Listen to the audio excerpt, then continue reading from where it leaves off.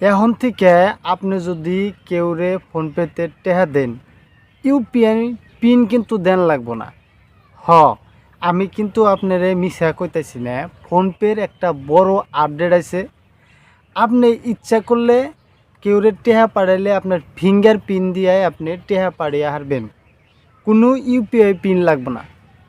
ফোনপের নতুন এইটা কিন্তু বড় আপডেট আছে। আমরা আগে কিন্তু কেউরে একজনের টেহা যদি পাঠাবার নই, অত্যাধিক বাধ্যতামূলক কাম হইল আপনার ইউপিআই পিন দেওয়াটা।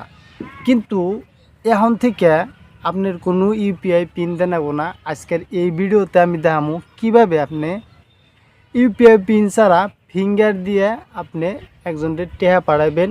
লিমিট থাকবো আপনার ডেইলি 5,000 পর্যন্ত। তো কিভাবে করবেন ওইটা দেখামু। তার আগে আপনি ভাবতেছেন যে ফিঙ্গার দিয়ে কি সিকিউর অ্যান্ড কি প্রাইভেট থাকবো, আগে ইউপিআই পিন আসাল। দেখেন আপনার ফার্স্ট কথা হইলো, দেখেন আপনার ফিঙ্গার প্রিন্টটা কের লগে ম্যাচ হইব না।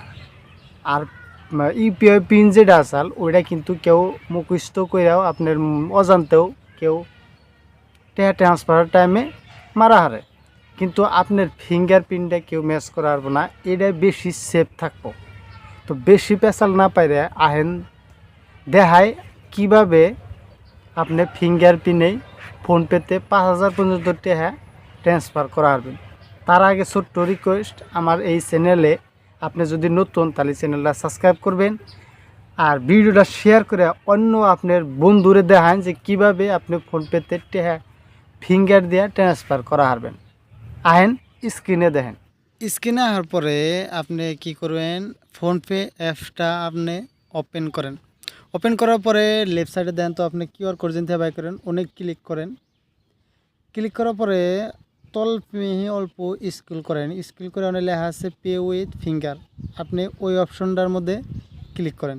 ক্লিক করার পরে এবার একটা অপশন আসবো, আপনার কয়টা অ্যাকাউন্ট আছে কোনটার মধ্যে আপনি ফিঙ্গার প্রিন্টটা সেট করবেন, আপনি সেই অ্যাকাউন্টটা ক্লিক করা লাগবে। ক্লিক করার পরে দেখবেন তো আপনার এবার একটা অপশন আছে এগ্রির মধ্যে ক্লিক করার পরে আপনার যেটা পুরাতন পিন আছে ইউপিআই পিন, ওই পিনটা মারবার নিয়ে করবো।